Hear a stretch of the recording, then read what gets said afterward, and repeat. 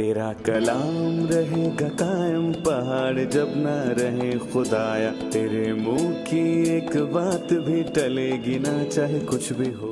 अजीज नाजरीन, मैं अयाद ज़रीफ आप तमाम देखने वालों को हमारे रोज़ के बाइबली मुतालियाती प्रोग्राम की नई किस्त में खुशामदीद कहता हूँ।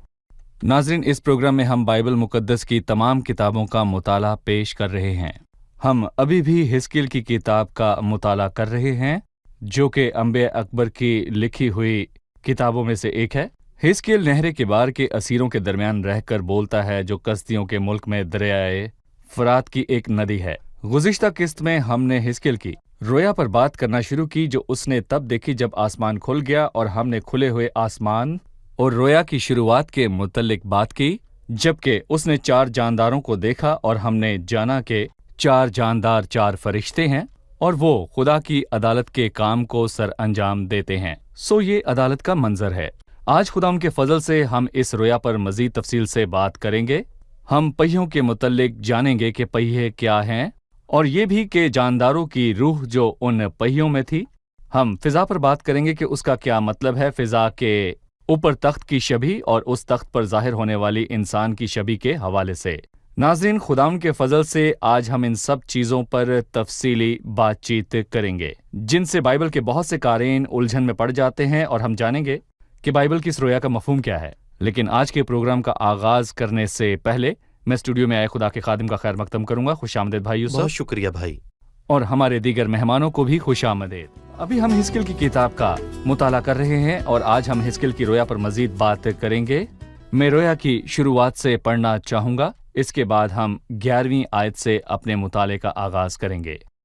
4थी आयत है, और मैंने नजर की तो क्या देखता हूँ कि शुमाल से आंधी उठी, एक बड़ी घटा और लिपटी हुई आग, और उसके गिर्द रोशनी चमकती थी, और इसके बीच से यानी उस आग में से सकील किए हुए पीतल की सी सूरत जलवागर हुई, और उसमें से 4 जानदारों की एक शबीह नजर आई, और उनकी शक्ल यूं थी कि वो इंसान से मुशाबा थे, और हर एक के 4 चेहरे और 4 पर थे, और उनकी टांगें सीधी थीं, और उनके पाँव के तलवे बछड़े के पाँव के तलवे की मानिंद थे, और वो मंझे हुए पीतल की मानिंद झलकते थे, और उनकी चारों तरफ परों के नीचे इंसान के हाथ थे, और चारों के चेहरे और पर यूं थे कि उनके पर एक दूसरे से बाहम पैवस्ता थे, और वो चलते हुए मुड़ते न थे, बल्कि सब सीधे आगे बढ़े चले जाते थे।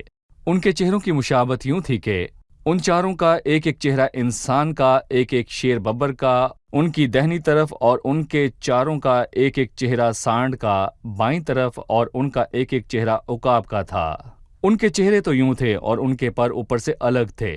हर एक के 2 पर दूसरे के 2 परों से मिले हुए थे, और 2-2 से उनका बदन ढंपा हुआ था। जिधर को जाने की कोशिश होती थी वो जाते थे। वो चलते हुए मुड़ते ना थे। रही उन जानदारों की सूरत, सो उनकी शक्ल आग के सुलगे हुए कोयलों और मशलों की मानिंद थे। वो इन जानदारों के दरमियान इधर उधर आती जाती थी, और वो आग नुरानी थी, और इसमें से बिजली निकलती थी, और वो जानदार ऐसे हटते बढ़ते थे जैसे बिजली कूद जाती है।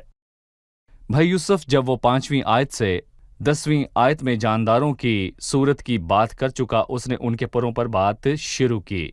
हमें बताइए कि उसने उनके चेहरों के हवाले से क्या कहा। हमने जाना कि उनके चेहरे खुदा की अदालत के काम को सरअंजाम देने के लिए खुदा की मुख्तलिफ सिफात को बयान करते हैं, और वो हमें मसीह की 4 अनाजील की याद दिलाते हैं, यानी मत्ती, मरकस और लूका यूहन्ना।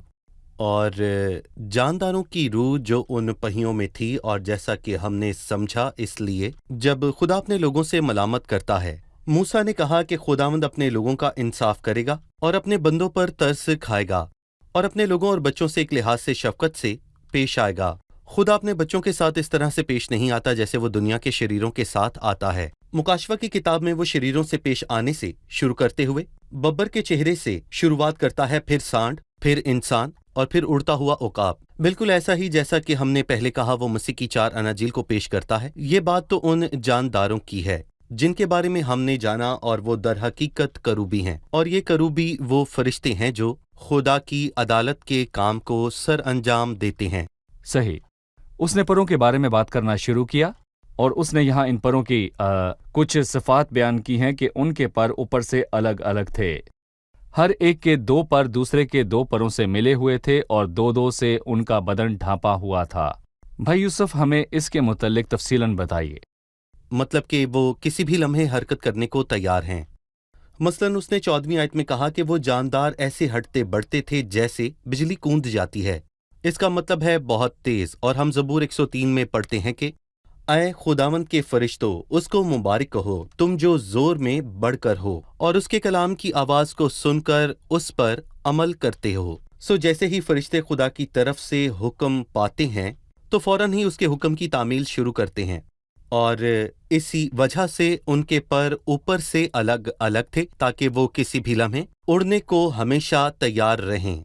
और जैसे बिजली कूद जाती है, इसका मतलब है कि रोशनी की रफ्तार जो सबसे ज्यादा तेज रफ्तार होती है। मतलब जंगों में हम देखते हैं कि अफवाज हमेशा तैयार खड़ी रहती हैं। हर एक को अपने हथियार के साथ तैयार रहना बिल्कुल। चाहिए। ये अदालत का मंजर सही। है।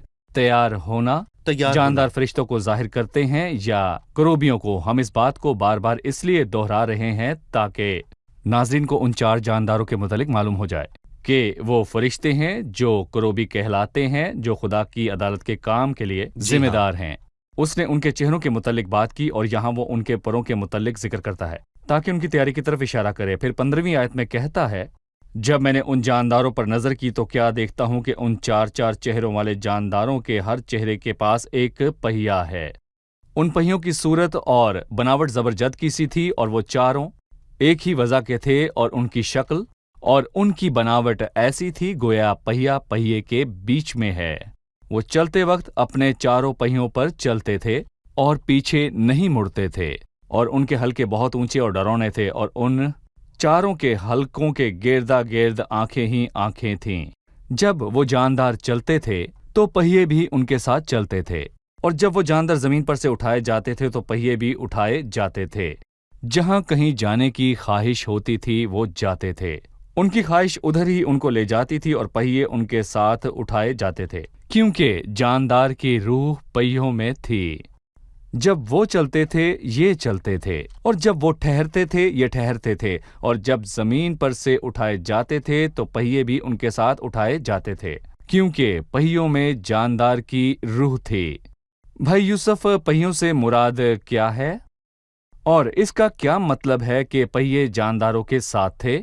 इस मौजू की लफ्ज़ ब लफ्ज़ वजाहत कीजिएगा। देखें भाई, हम ये कह सकते हैं कि पहिए खुदा की हरकत को पेश करते हैं और खुदा मुसलसल हरकत के अमल में रहता है। लोगों को लगता है कि खुदा कुछ नहीं कर रहा, लेकिन मैं कहूँगा कि मसीह ने यूहन्ना के 5:17 में कहा, मेरा बाप अब तक काम करता है और मैं भी करता हूँ। सो मुसलसल काम जारी है, और यकीनन खुदा खुद काम नहीं करता, वो हदायत देता है और उसके पास फरिश्ते हैं जो उसके अहकाम पर अमल करते हैं, और वो करूबी फरिश्ते हैं, वो जानदार जिन्हें हम देखते हैं। और मैं कहूँगा कि जब वो यहाँ पहिए की बात करता है, मैं इसी बात पर तबसरा करना चाहूँगा। और 18वीं आयत में यहाँ पर वाज़े तौर पर लिखा है कि और उनके हलके बहुत ऊंचे और डरावने थे, और उन चारों के हलकों के गिरदा गिर्द आंखें ही आंखें थीं। ये बुलंद और डरावने हल्के हमें ज़बूर 139 की बात याद दिलाते हैं। ये इरफान मेरे लिए नहायत अजीब है, ये बुलंद है, और फिर वो कहता है कि मैं इस तक पहुंच नहीं सकता। खुदा की सोच हम जैसी नहीं है, क्योंकि जिस कदर आसमान ज़मीन से बुलंद है उसी कदर मेरी राहें तुम्हारी राहों से और मेरे ख्याल तुम्हारे ख्याल से बुलंद हैं। ना सिर्फ ये बल्कि वो डरावने हैं, और इसलिए हमें ज़बूर 66 की 3री आयत याद आती है। लिखा है, खुदा से कहो तेरे काम क्या ही मुहीब हैं। जब वो काम करता है तो सब लोग डर जाते हैं। मैं आज मुकम्मल एहतराम से ये कहना चाहूँगा, लोगों को लगता है कि खुदा सो रहा है या बैठा हुआ है, मगर मैं आपको बता दूं कि खुदा ना तो सोता है और ना लोगों ही की नज़र वो में ऊँघता है, लेकिन शरीरों की नज़र में मैं कहूँगा कि गोया वो ऐसा ही है। हम इस किताब के 8वें बाब में पढ़ते हैं कि शरीर ने कहा कि खुदावंद हमको नहीं देखता, उसने मुल्क को छोड़ दिया है। पर खुदा आपको देखता है, उसने मुल्क को नहीं छोड़ा है। हल्के में आंखें ही आंखें हैं, वो हर चीज़ को देखता है और आपको उसका हिसाब देना होगा। मैं खुदा के मुतल्लिक 2 बातें कहना चाहूँगा कि जब वो उड़ता है, लेकिन एक बार खुदा ने इंसान के हाथ को जाहिर किया اور نتیجہ یہ نکلا کہ عظیم بیلشزر بادشاہ خوفزدہ ہوا، یہاں تک کہ اس کے کولہے کی ہڈی ہل گئی اور اس کے گھٹنے آپس میں بجنے لگے، صرف خدا کے ہاتھ کو کام کرتا دیکھ کر۔ اور پھر دوسری بار خدا نے اسوریوں کی فوج کو ایک بہت بڑے لشکر کی آواز سنائی، اور جب انہوں نے آواز سنی وہ پاگل ہو گئے اور سوچنے سے محروم ہو گئے، کیونکہ انہیں بھاگنے کے لیے اپنے گھوڑوں کو استعمال کرنا چاہیے تھا، لیکن انہوں نے گھوڑے وہیں چھوڑے اور بھاگ نکلے۔ جب خدا نے کام کرنا شروع کیا، خدا سے کہو کہ تیرے کام کیا ہی مہیب ہیں، تیری بڑی قدرت کے باعث تیرے دشمن تیری عاجزی کریں گے۔ خدا ہمیں موقع دے رہا ہے، وہ عدالت میں جلد بازی ہرگز نہیں کرتا، لیکن بنی آدم کا دل بدی پر شدید مائل ہے، وہ اس موقع پر توجہ نہیں دیتے، نہ توبہ کرتے ہیں، بلکہ خدا ان پہیوں کو اور ان اونچے ڈرامنے حلقوں کو آنکھوں سے بھرتا ہے اور حرکت دے گا۔ آنکھیں ہی آنکھیں ہیں، یہ جملہ بہت اہم ہے، کیونکہ لوگ سوچتے ہیں کہ قسمت اندھی ہے۔ کبھی کبھار لوگ اس کو اندھا اتفاق بھی کہتے ہیں، لیکن ایسا کچھ نہیں ہے۔ خدا ہی سب باتوں پر اختیار رکھتا ہے۔ مثلاً افسیوں کے پہلے باب کی 11ویں آیت میں لکھا ہے، جو اپنی مرضی کی مسرت صحیح۔ سے سب کچھ کرتا ہے۔ اندھا اتفاق کیسے کہا جا سکتا ہے؟ جب یوسف کے بھائیوں نے اسے بیچا، لوگ اسے اندھا اتفاق بھی کہتے ہیں۔ پھر اسے غلام بنا کر پوتیفر کو بیچا گیا، اسے قید خانہ میں ڈالا گیا اور اسے بھلا دیا گیا۔ کیا یہ سب کچھ اندھا اتفاق تھا؟ زبور 105 کی 16ویں اور 17ویں آیت میں لکھا ہے، اس نے روٹی کا سہارا بالکل توڑ دیا، اس نے ان سے پہلے ایک آدمی کو بھیجا، یوسف غلامی میں بیچا گیا، اور اس سے پہلے کہ قحط پڑتا خدا نے اس کو تیار کیا جو ساری دنیا کو قحط سے بچانے والا تھا، اور ان چاروں کے حلقوں کے گردا گرد آنکھیں ہی آنکھیں تھیں۔ جی، وہ سب چیزوں کو کامل حکمت اور فہم کے ساتھ اس کی مرضی کے مطابق بناتا ہے۔ مطلب بہت بار خدا کی خاموشی کا مطلب یہ سمجھا جاتا ہے کہ وہ موجود بالکل۔ نہیں، اور اس کے صبر اور تحمل کو خدا کی لاپرواہی یا سنگ دلی کا انجام دیا جاتا ہے۔ لیکن بھائی یوسف، پہیوں کے حلقوں میں آنکھیں ہی آنکھیں ہیں، اور نبوکد نظر سے پوچھیں تو وہ آپ کو بتائے گا کہ وہ آسمانی لشکر اور اہل صحیح۔ زمین کے ساتھ جو کچھ کرنا چاہتا ہے وہ اپنی مرضی کے مطابق کرتا ہے۔ ناظرین کو ایک بار پھر سے ذہن نشین کرانے کے لیے آئیے ایک بار پھر سے کہیں کہ پہیے جو ہیں خدا کی راہوں کو پیش کرتے ہیں، جن کے مطابق وہ حکمت اور فہم سے دنیا جی، کو چلاتا ہے۔ بالکل۔ میرا سوال 19ویں آیت سے ہے، جس میں لکھا ہے، جب وہ جاندار چلتے تھے تو پہیے بھی ان کے ساتھ چلتے تھے، اور جب وہ جاندار زمین سے اٹھائے جاتے تھے تو پہیے بھی اٹھائے جاتے تھے۔ پہیوں اور جانداروں کے درمیان کیا تعلق ہے؟ ٹھیک ہے بھائی یوسف، آپ نے کہا کہ جاندار فرشتے ہیں جو کروبی کہلاتے ہیں، جو دنیا میں خدا کی عدالت کے کام کو سر انجام دیتے ہیں، خاص کر یہاں اسیری کے معاملے میں، اور بتایا کہ پہیے خدا کے معاملات پر اختیار کو پیش کرتے ہیں، کہ وہ اپنی حکمت اور فہم سے یہ نظام چلاتا ہے، کیونکہ حلقوں میں آنکھیں ہی آنکھیں ہیں۔ بھائی مائیکل کا سوال تھا کہ پہیوں اور جانداروں کے درمیان، جو کہ عدالت کے فرشتے ہیں، کیا تعلق ہے؟ دیکھیں، ہم نے جانا کہ پہیے خدا کی حرکت اور اس کے دائمی کام کو پیش کرتے ہیں، اور جاندار وہ ہیں جو منصوبے کو عملی جامہ پہناتے صحیح۔ ہیں۔ تو کیا اتفاقاً بھی کچھ ہوتا ہے، یا پھر میں کہوں گا یہ وقت کی ضرورت کے مطابق ہوتا ہے، جس میں حکمت کل کا عمل دخل نہ ہو۔ 19ویں آیت میں لکھا ہے کہ جب وہ جاندار چلتے تھے تو پہیے ان کے ساتھ ساتھ چلتے تھے، اور جہاں کہیں جانے کی خواہش ہوتی تھی وہ جاتے تھے۔ اور اس سے مجھے وہ آیت یاد آتی ہے کہ یوحنا 3 میں جو سارے جلال کا مالک ہے، خدا وہ کہتا ہے کہ ہوا جی۔ جدھر چاہتی ہے چلتی ہے۔ خدا یہاں روح القدس کے کام کی بات کرتا ہے، کیونکہ روح القدس ہی ہے جو ہر بات کو منظم کرتا ہے، اور کچھ بھی حادثاتی یا پھر اتفاقاً طور پر نہیں ہوتا، بلکہ منظم سوچ کے تحت تمام چیزیں اس کی مشاورت کے مطابق عمل میں لائی جاتی ہیں۔ بھائی آپ نے یوسف کی کہانی کا ذکر کیا جب اس کے بھائیوں نے اسے بیچ ڈالا، لیکن اسماعیلیوں کے قافلے کی حرکت پر کس کا اختیار ہے کہ وہ اسی وقت وہاں سے گزرا جبکہ اس کے بھائی اسے بچانے کو تھے؟ روح القدس ہے جو بالکل۔ پہیوں کو چلاتا ہے، صحیح، تاکہ ہر چیز منظم طور پر اس کی مشورت کو پورا کرے۔ صحیح، یوسف نے خود کہا، خدا نے مجھے تمہارے آگے بھیجا تاکہ تمہارا بقیہ سلامت رکھے۔ بھائی یوسف وہ اسی بات کو 22ویں آیت میں جاری رکھتا ہے اور بڑے اہم الفاظ کہتا ہے، جانداروں کے سروں کے اوپر کی فضا درخشاں تھی اور ان کے سروں کے اوپر پھیلی تھی، और इस फिजा के नीचे उनके पर एक दूसरे के सीध में थे। हर एक के 2 परों से उनके बदनों का एक पहलू और 2 परों से दूसरा पहलू ढंपा था। और जब वो चले तो मैंने उनके परों की आवाज सुनी, गोया बड़े सैलाब की आवाज, यानी कादरे मुतलिक की आवाज, और ऐसी शोर की आवाज हुई जैसी लश्कर की आवाज होती है। जब वो ठहरते थे तो अपने परों को लटका देते थे, और इस फिजा के ऊपर से जो उनके सरों के ऊपर थी एक आवाज आती थी, और जब वो ठहरते थे तो अपने बाजुओं को लटका देते थे। और इस फिजा से ऊपर जो उनके सरों के ऊपर थी तख्त की सूरत थी, और इसकी सूरत नीलम के पत्थर की सी थी, और इस तख्त नुमा सूरत पर किसी इंसान की सी शबी उसके ऊपर नजर आई। और मैंने उसकी कमर से लेकर ऊपर तक सकील किए हुए पीतल का सा रंग और शोला सा जलवा उसके दरमियान और गिरदागिर्द देखा, और उसकी कमर से लेकर नीचे तक मैंने शोला की सी तजल्ली देखी, और उसके चारों तरफ जगमगाहट देखी जैसी उस मकान की सूरत है जो बारिश के दिन बादलों में दिखाई देती है। ऐसी ही आसपास की इस जगमगाहट की नमूद थी। ये खुदा उनके जलाल का इजहार था। और देखते ही मैं औंधे मुंह गिरा, और मैंने एक आवाज सुनी जैसे कोई बातें करता है। शुरुआत में 22वीं आयत के मुतल्लिक जानना चाहूंगा। जानदारों के सरों के ऊपर की फिजा दरखशां थी और उनके सरों के ऊपर फैली थी। इससे क्या मुराद है? फिजा से मुराद गुंबद की सूरत है, और हैरत अंगेज बात यह है कि वो बादज़ां 26वीं आयत में कहता है कि उस फिजा से ऊपर जो उनके सरों के ऊपर थी तख्त की सूरत थी, जो कि खुदा का तख्त है, जो इस सारी कायनात का चलाने वाला है, जो तख्त पर बैठा है। मतलब खुदा ही है जो सारी कायनात को चलाने वाला है। बहरहाल जो यहाँ खुदा के तख्त पर बैठा है और जो इंसान की सी शबी रखता है, पर वो कौन है? ये वही है जो वक्त पूरा होने पर आया। इसमें कलाम नहीं कि दीनदारी का भेद बड़ा है, यानी वो जो जिस्म में जाहिर हुआ, और अगर मसीह खुदा ना होता तो मैं कहूंगा कि ये उसके लिए मुमकिन ना खुदा था के कि तख्त पर वो बैठे थे।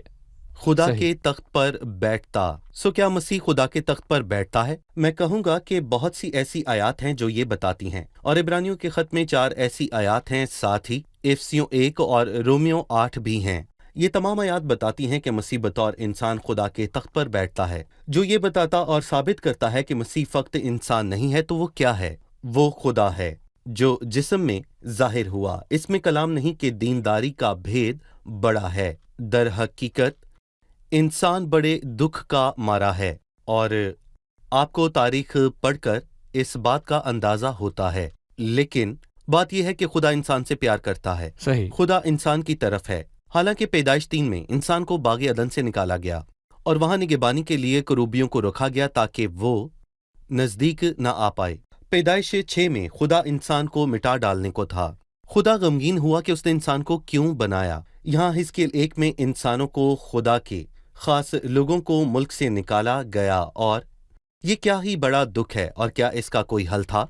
दरअसल हम इस सवाल का जवाब इसमें पाते हैं कि उनकी शक्ल इंसान से मुबाशा थी, जो कि खुदावंद यीशु मसीह है, और वो उसके मुताबिक 26वीं आयत में क्यों कहता है कि और वो उस फिजा से ऊपर जो उनके सरों के ऊपर थी, और उसकी सूरत नीम के पत्थर की सी थी, और उस तख्त के ऊपर इंसान की सी सूरत नजर आई, क्योंकि हिजकिय्याल की इस किताब में वो अभी तक मुजस्सम ना हुआ था। लेकिन नए अहद नामे में जब वो मुजस्सम हो गया तो हम देखते हैं कि एक शख्स खुदा के तख्त पर बैठा है। अगर आप खुदा की नजर में इंसान की अजमत को जानना चाहते हैं तो आप यीशु मसीह को देखें, ताकि अक्स मुकम्मल हो सके। हमने कहा कि पहिए दुनिया में होने वाले वाक़यात में खुदा के फहम और हिकमत से भरपूर इंतज़ाम को पेश करते हैं, और 4 जानदार 4 फरिश्तों को पेश करते हैं जो करोबी कहलाते हैं और जो अदालत का काम करते हैं। 22वीं आयत से हमने जाना कि उन 4 जानदारों के सरों पर एक फिजा है,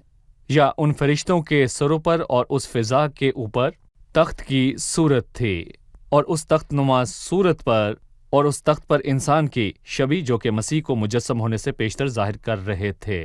और वो जो इन सब मामलात को संभालने वाला है तख्त पर बैठा है और इंसान की सी शबी रखता है। बिल्कुल। शुक्रिया भाई। आइए मेहमानों से उनका सवाल जाने। वो 27वीं आयत से किसका जिक्र कर रहा है और हम इन सफात से क्या समझते हैं? जी भाई यूसुफ।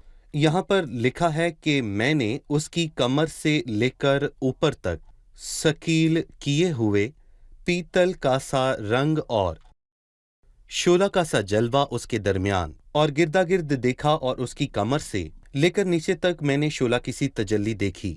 इसका क्या मतलब है? दरअसल वो ये कहना चाहता है कि मैंने उसकी कमर से लेकर ऊपर तक सकील किए हुए पीतल का सा रंग और शोला का सा जलवा उसके गिरदा गिर्द देखा, और उसकी कमर से लेकर नीचे तक मैंने शोला की सी तजल्ली देखी, जैसी उस कमान की सूरत है जो बारिश के दिन बादलों में दिखाई देती है। उसकी कमर से नीचे तक से मुराद खुदा का जलाल है। खुदा पाक है क्योंकि हमारा खुदा भस्म करने वाली आग सही। है, और उसकी कमर से लेकर नीचे तक से मुराद खुदा के इंसानों के साथ मामलात हैं।